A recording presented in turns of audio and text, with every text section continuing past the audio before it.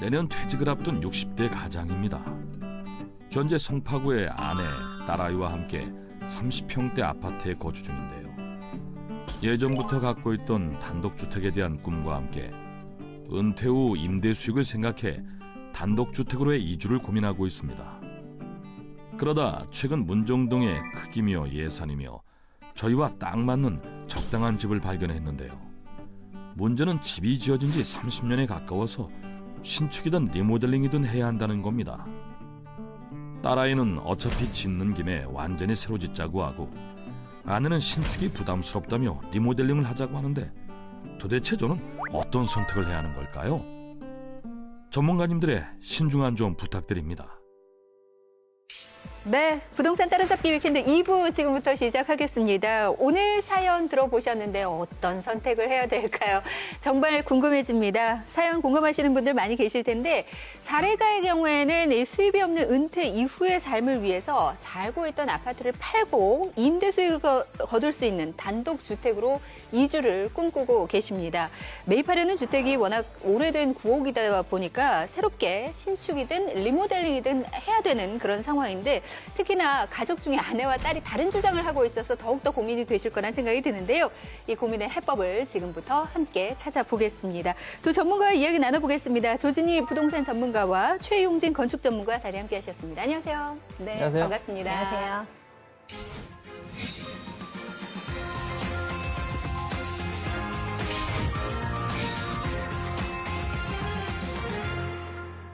그리고 역시 시청자 사연 주신 분의 선택에 도움이 될 결정을 내려주실 5분의 패널 여러분들 함께하고 계십니다. 안녕하세요. 반갑습니다. 안녕하세요. 네, 역시 부동산 투자에 또 관심이 많은 분들이시기 때문에 좋은 선택을 할 수 있도록 도움을 주실 수 있을 거라 생각이 됩니다.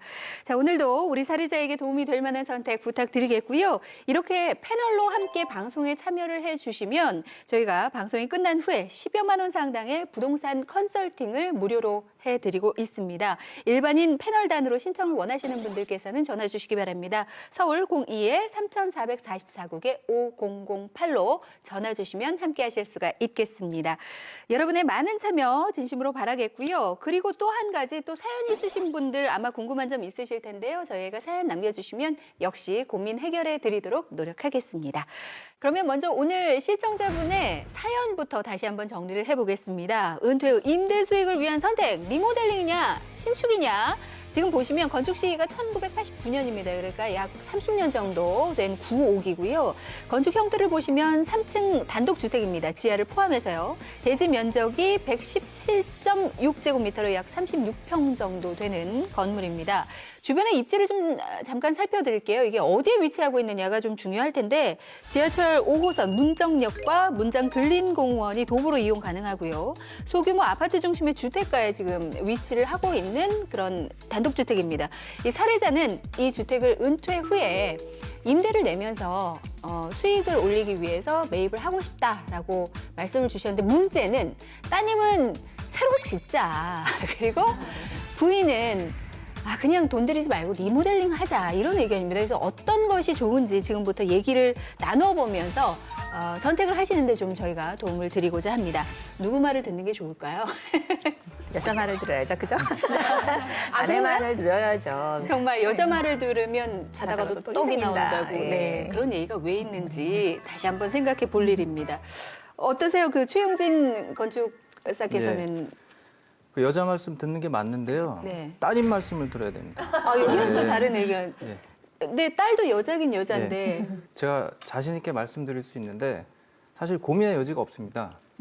예, 신축을 하셔야 됩니다. 그러면 좀 더 전문가적인 입장에서 신축이냐 리모델링이냐 일단 간단하게 말씀 주시죠. 그 리모델링을 하자라고 얘기하는 이유는 단 한 가지죠. 원래 저희 부동산의 입장에서는 들어간 돈, 투자 대비 수익률로 계산을 합니다. 그래서 물론 이제 신축을 하는 게 정답이죠. 낡은 건물들 고쳐서 쓰고 또 새로 일부 바꾼다고 해도 오래 가지 않고 그런 단점은 분명히 있습니다. 그렇지만 초기에 진입할 수 있는 투자 자금, 원래 갖고 있던 주택이 아니라 지금 이제 구입을 하셔야 되는 목적이 있으니까 네. 그걸 고려했었을 때는 수익률로 고려했었을 때는 리모델링도 괜찮지 않겠느냐, 저는 그렇게 제시하고 싶습니다.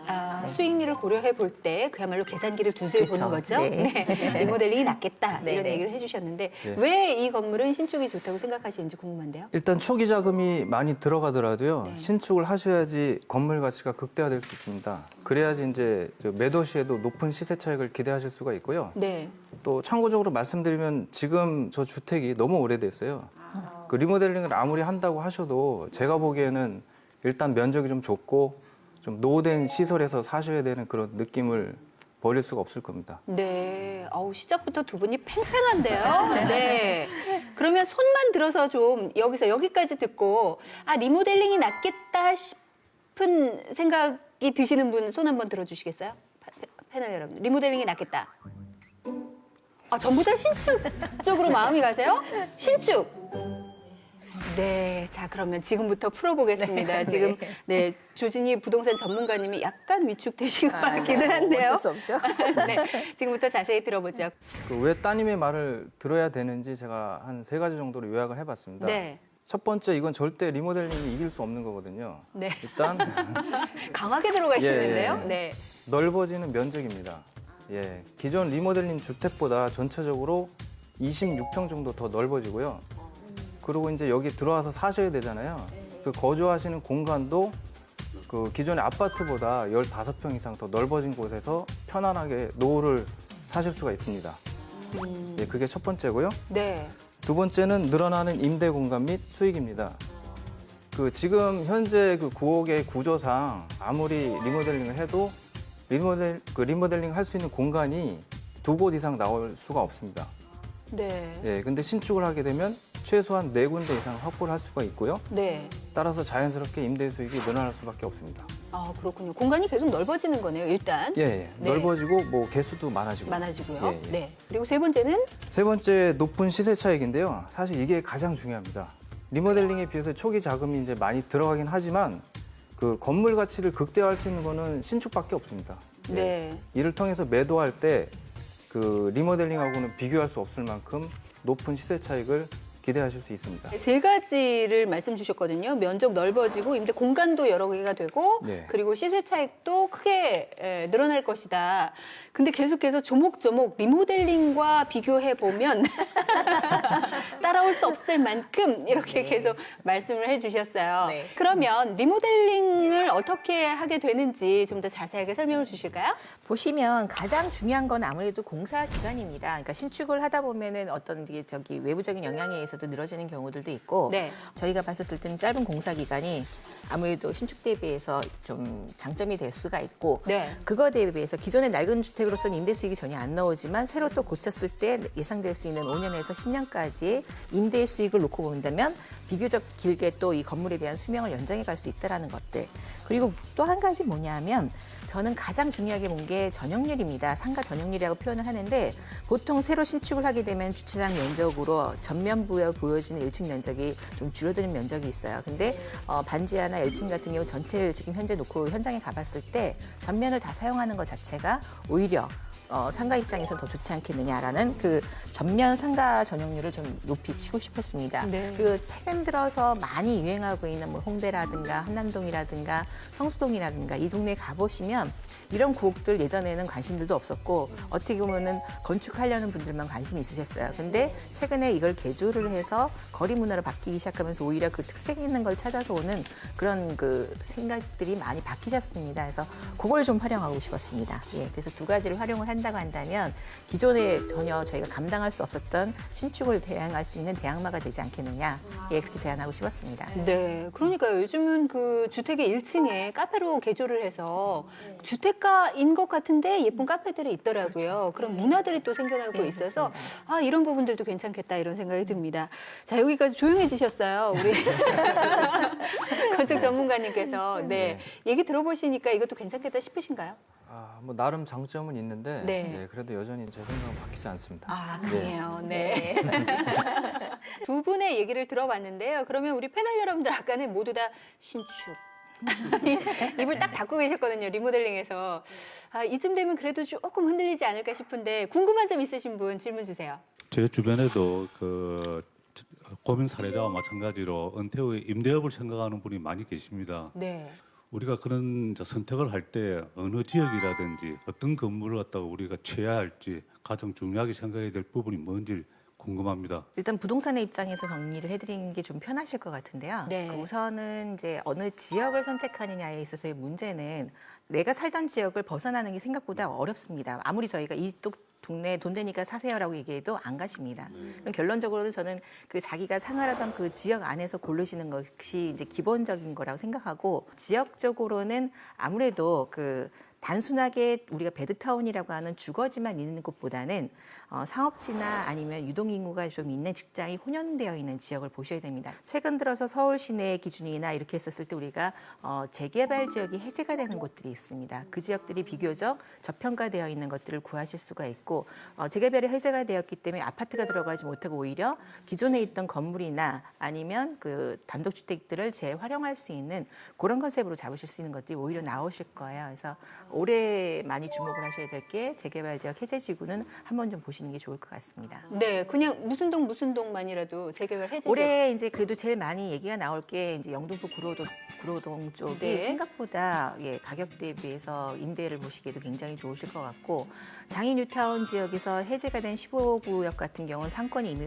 혼연이 되어 있는 지역들도 있습니다. 그런 쪽도 굉장히 매력 있겠죠. 네, 아, 두 가지 기억하셔야 되겠는데요, 시청자 여러분께서도. 사실은 그 주택가면 주택가, 상업지구 이렇게 네. 얘기를 하는데 혼용이 잘 되어 있는 곳에 수요가 네. 꾸준히 있다. 그렇죠. 그거 하나 좀 생각해 주셔야 네, 되겠고, 그렇습니다. 재개발 해제지구 보셔야 될 것 같습니다. 그 최용진 전문가께서 신축에 대해서 얘기를 하셨으니까 이 집을 좀 새롭게 함께 좀 지어볼까 합니다. 좀 네. 자세히 지어보죠.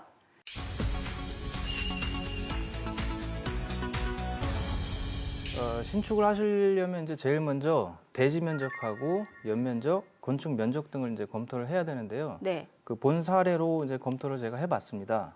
대지 면적은 117.6제곱미터, 약 36평이고요. 건축 면적은 최대 60%까지 확보 가능해서 70.85제곱미터, 약 21평까지 확보 가능합니다. 네. 그 연면적은 230.79제곱미터, 약 70평이고요. 거기에 다락 10평까지 포함을 하면 전체적으로 약 80평의 4층 철근 콘크리트 주택이 신축 가능합니다. 예, 아까 보신 기초 자료를 바탕으로 해서 오늘의 모토는 그 건물 가치 극대화거든요. 아, 건물 가치 극대화. 예. 그 모토를 기반으로 설계를 해봤습니다. 네. 크게 임대 영역하고 주인집 영역으로 나눌 수가 있습니다. 임대 영역을 먼저 보시면요. 1층에 상가가 17.57제곱미터, 약 5.3평이고요. 거기 주차장 이제 4대를 확보해야 됩니다. 네. 주차장 4대가 들어가 있습니다. 2층과 3층에 각각 하나씩 계획을 해서 총 4개의 임대 공간을 만들었습니다. 네. 예. 꽤 그리고 많네요. 방이 그러니까 4개인 거죠, 예, 공간이. 임대 수익이 나오는 데가 이제 4군데가 된다는 그렇죠. 말씀이죠. 네네. 예. 주인집은 3층서부터 시작이 되는데요. 또 이 집은 제가 좀 주인집에 신경을 많이 써서 설계를 해봤습니다. 그 3층에는 거실하고 주방만 있습니다. 그리고 4층에는 침실 3개하고 그다음에 테라스, 그리고 그 위에는 다락이 한 10평, 그다음에 마찬가지로 테라스가 구성이 돼가지고요.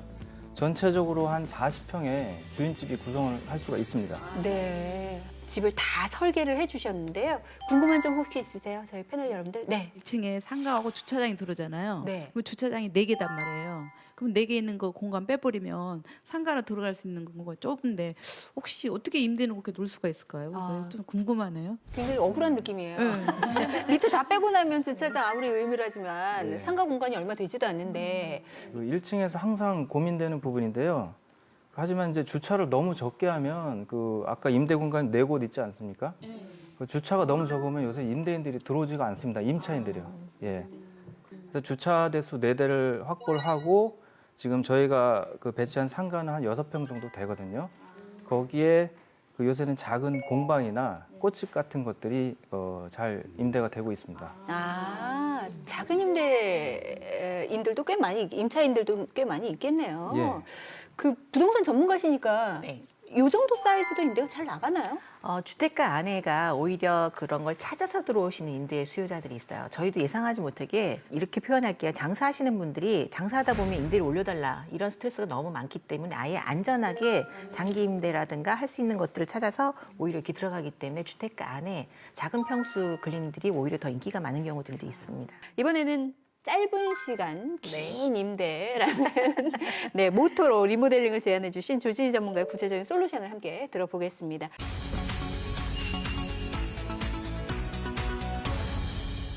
현장 갔다 오고 나서 비슷한 사례 지금 저희가 네, 진행하려고 하는 제가 리모델링 옮겨드릴게요. 건물을 설명을 좀 드리면 좀 이 편할 것 사연과 같아요. 비슷한 건물인 사례. 거죠? 예, 예. 네. 1층이라고 하지만 반 지하가 이제 높이 올라와 있죠. 기존에 한 1m 예쁘네요. 정도 그냥 올라와 봐도. 있어요. 네. 예. 상가랑 주거를 분리해서 기존에도 이미 사용을 하고 계셨는데 너무 낡아가지고 안전진단상의 문제가 생겨서 HBM이라는 걸 받고 공사하는 것들을 이제 진행을 할 예정입니다. 근데 보시다시피 그 지하면이 전체적으로 이제 1층 전면부가 넓다 보니까 이미 상가로서 잘 활용을 해서 식당으로서 활용을 하고 계시고 주거 부분은 따로 이제 외부에다 계단을 냈기 때문에 분리가 되어 있고 3층까지는 사진을 못 찍었지만 좀 포커스를 잡은 거는 제가 아까 리모델링에서 가장 중요한 임대 수익을 놓고 투자 대비 수익률을 얘기했을 때 아까 제가 뭐 잠깐 팁을 드렸지만 작은 평수에서 나오는 안정적인 임대 수익도 좋지만 전면을 잘 활용해서 20평 이상의 상가, 들어올 수 있는 업종이 좀 더 많아지죠. 실제 이 건물과 가장 비슷하지 않을까 싶어서 네. 가져 나왔습니다. 네, 그냥 그대로 뒀는데 정말 네. 예쁘게 바꿨고 지금 3층은 안 보이지만 네. 어쨌든 면적은 더 큰 거네요. 그렇죠. 네. 네.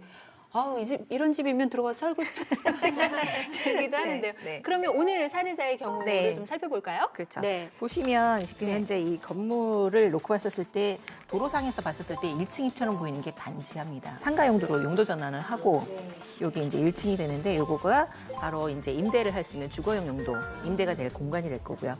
꼭대기층이 이제 주거로 해서 집주인이 사는 부분인데 있는 것 자체의 활용이라는 부분에 있어서는 1층 전면부를 다 상가로서 전면부를 활용할 수 있기 때문에 임대료는 아까 이제 주택에서 나오는 임대료하고 기준이 또 다른 임대료를 볼 수 있기 때문에 장기적으로 봤었을 때도 괜찮지 않겠느냐. 최근 들어서 상가 임대차 보호법 때문에 보통은 5년을 기준으로 해서 임대를 놓기 때문에 그런 면에서는 활용도가 높다라고 봤습니다.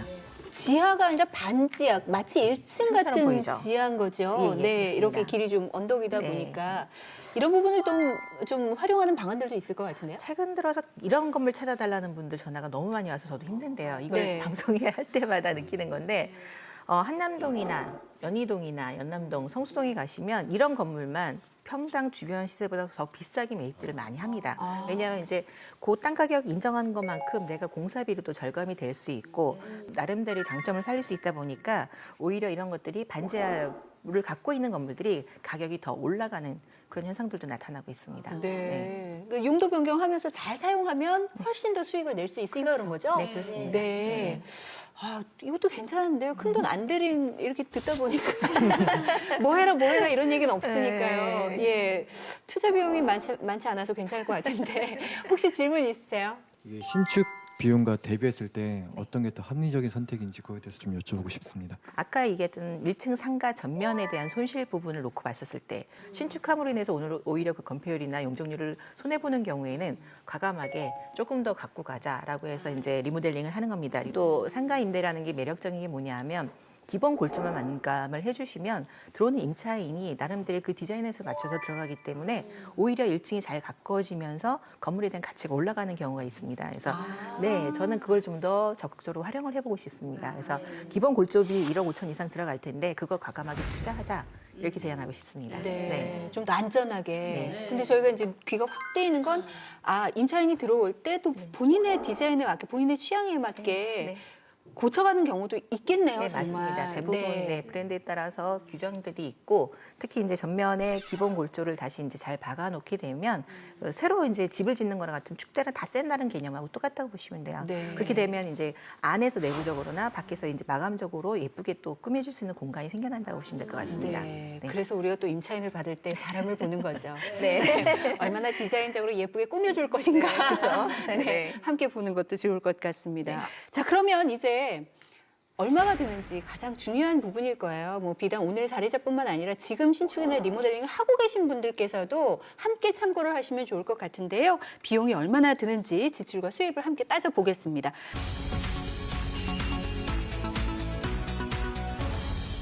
제가 집의 매입 비용부터 한번 따져봤는데요. 네. 이 집을 일단 8억 6천만 원에 매입을 할 수가 있습니다. 네. 중급 이자 이상의 자재를 사용해서 네. 평당 550만 원에 이제 산정을 하면 건축비가 약 4억 4천 정도 산정이 되고요. 네. 인테리어비는 최소를 잡아서 한 5천만 원, 그다음에 설계 감리비 3천, 기타 세금 등 비용에서 한 2천만 원 정도 산정을 하면 네. 전체 한 14억 정도 비용이 소요가 됩니다. 아, 네. 14억이요? 네. 많이 드는 것 같다는 생각이 안 드세요? 많이 들어요. 네. 지금 다 어안이 벙벙해지셨는데 수익은 어느 정도 발생하는지 그만큼 되는 건가요? 당연히 되고요. 네. 신축으로 일단 임대 공간이 늘어났기 때문에 기존보다 이제 임대 수익도 늘어날 수밖에 없습니다. 그 1층 상가하고 2층에 투룸하고 원룸 2개 총 합쳐가지고 보증금 6천에 월 한 270 정도의 임대 수익이 생길 수가 있습니다. 초기 투자 비용이 많이 들 것 같은데요? 결국에는 그 투자 비용이 이제 나중에 매도 시에 시세 차익으로 아, 예상치 못한 가격으로 돌아오거든요.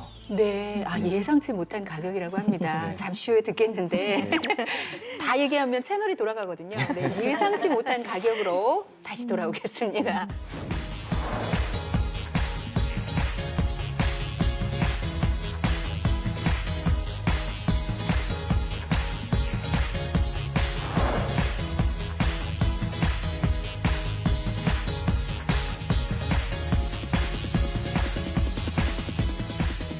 네, 그러면 본격적으로 조진희 전문가의 예상 수익 알아보겠습니다.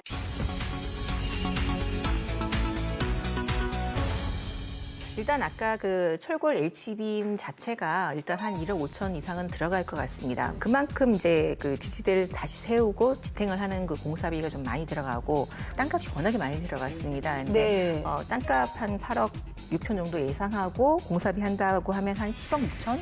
예, 만만치 않은 금액이 들어가는데 땅값이 그만큼 많이 비싼 지역이라는 거 대비했었을 때는 네. 또 임대 수익을 또 고려했었을 때 평가해주면 되겠죠. 네.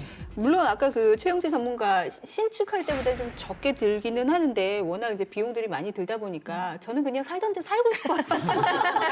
사례자님께 그냥 네. 사시던 대로 사셨으면 네. 좋겠다.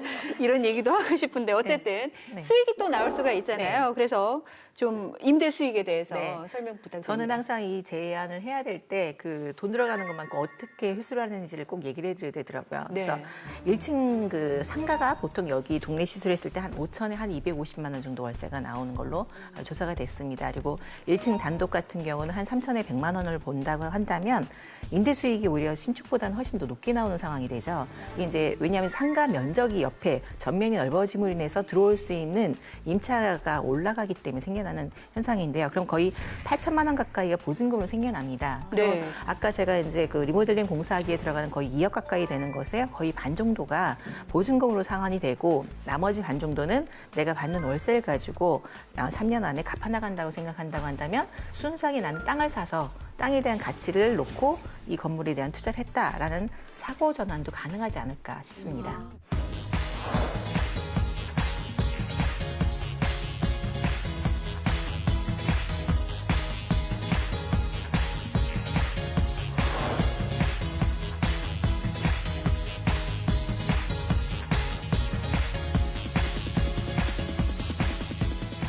근데 지금 8천에 350이면 아까 최용진 전문가님이 네, 6천에 270이었잖아요. 네, 지금 네. 정확하게 기억해요. 네. 6천에 270이었어요. 지금 어금니 꽐게 울고 얘기하시.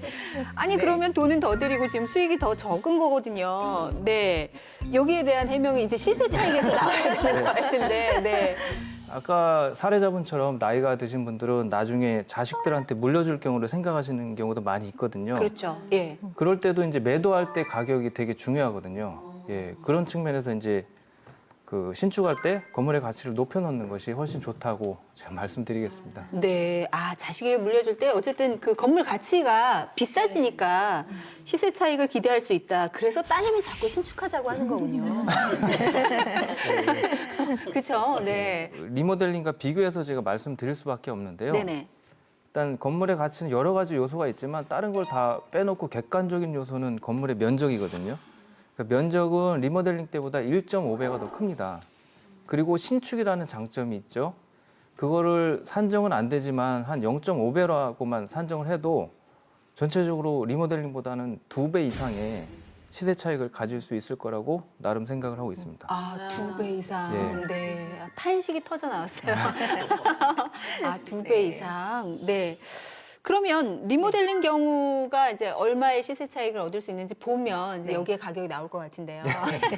네. 보통 리모델링한 건물을 저희가 뭐 10년, 20년씩 보유하고 가는 것이 아니라 대부분 건물의 가치를 올리고 파는 전략들을 많이 가져가세요.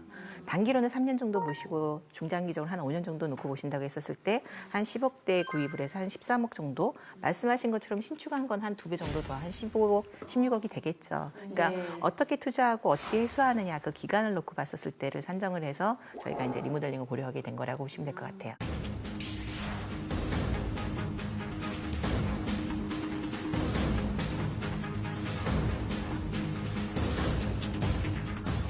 네, 그러면 패널 여러분들께서 이 사례자가 어떤 선택을 할 수 있는지 함께 그 결정에 도움을 주시겠습니다. 하나, 둘, 셋에 두 분의 마음에 드는 솔루션의 얼굴을 들어주시면 되겠습니다. 자, 준비되셨으면 하나, 둘, 셋 들어주세요. 네, 조진이, 최용진. 네, 이렇게 들어주셨습니다. 처음에 신축 쪽으로 모두 다 마음이 갔었었는데 네. 지금 한 분께서 리모델링 쪽으로 마음이 변하셨어요. 지금 조용히. 네. 감사합니다. 하셨는데요. 왠지 뿌듯한 마음이 드시는 것 같은데 왜 마음이 바뀌셨어요? 수익 면에서 나중에 이제 임대료나 이런 거가 보면 좀 그래서 저는 그게 좀 나은 것 같은데. 왠지. 아, 수익 면에서. 네. 근데 시세 차익은 이쪽이 훨씬 더 클 것 같은데요? 근데 이제 투자 뭐 이런 게 좀 처음에 많이 들어가잖아요. 좀 그런 것도 있어. 네, 초기 비용이 네. 좀 너무 부담스럽구나. 네, 네. 알겠습니다. 그러면 그 시종일관 신축으로 네 결정을 해주셨는데 왜 신축이 낫다 생각하세요? 이 사례자에게는? 네, 저기 시세 차익이 마음에 들어서요. 처음에 좀 힘들 것 같지만 그 투자 비용이 근데 네. 나중을 생각하면 이렇게 맞다라는 생각이 들어요. 선생님께서는 이제 많은 그 관련해서 고민들 비슷한 고민을 갖고 계실 텐데 신축이라고 하셨어요. 예, 제 생각에는 그 장기적인 그 거시적으로 봤을 때는 신축이 좀 더 유리하지 않을까. 자녀와 부인 사이에서는 어떻습니까? 보통. 그런데 저는 저 경우에 이제 자녀를 좀 더 생각을 하게 되는 거죠, 자연스럽게. 네, 아 역시 포근한 아빠의 모습. 네. 네. 소원 아무리 때문에. 14억이 든다고 해도. 저희 패널 단으로 이렇게 방송에 참여해주신 분들, 참여를 원하시는 분들께서는요, 아래 지금 전화번호가 나가고 있죠. 서울 02-3444국에 5008번으로 연락 주시면 함께 하실 수가 있겠습니다. 참여하시면 전문가들이 10여만 원 상당의 부동산 컨설팅을 무료로 해드립니다. 함께 그 기회를 잡아보셔도 좋을 것 같고요. 그리고 오늘의 사례자처럼 부동산 고민이 있으신 분들도 역시 같은 전화번호로 연락 주시면 저희가 이렇게 해결을 해드리겠습니다. 그러면 저희는 다음 주에 또 다른 부동산 고민과 명쾌한 해법을 들고 여러분 다시 찾아뵙겠습니다. 함께해 주신 여러분 고맙습니다.